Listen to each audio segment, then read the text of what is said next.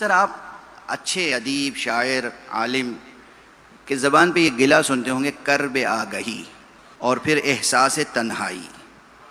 یہ کیوں پیدا ہوتا ہے؟ جو لوگ دانشور ہوتے ہیں ان کے اندر کرب آگہی عام چیز ہے، ہر دانشور کے پاس.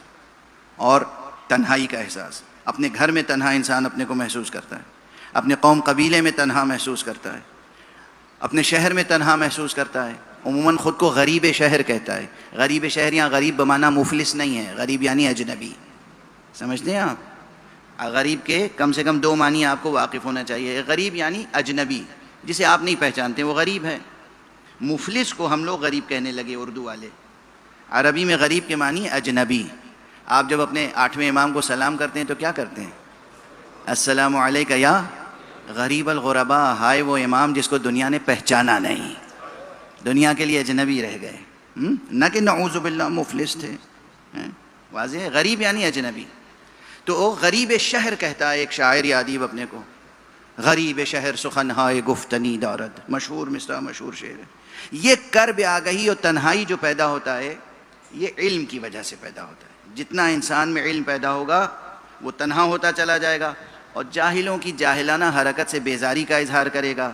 اور جب جاہلوں کی جاہلانہ حرکت سے بیزاری کا اظہار کرے گا تو کم سے کم جو الزام لگے گا وہ یہ کہ اگر چھوڑو انہیں دیوانے ہیں. تو عالموں دانشوروں کو دیوانہ کہنا ایک عام بات ہے.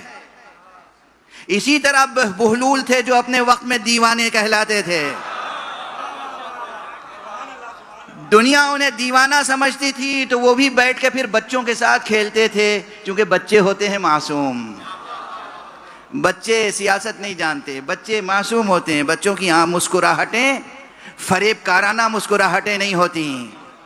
بچوں کا گریہ فریب کارانہ گریہ نہیں ہوتا، وہ خالص ہوتے ہیں. بچوں کے ساتھ کھیلتے ہیں، مٹی کا گھروندہ بنا رہے ہیں جیسے بچے گھروندہ بناتے ہیں. ادھر سے شاہانہ سواری گزری اور اس کے بعد انہوں نے کہا بہلول کیا کر رہے ہو؟ کہا گھروندے بنا رہا ہوں.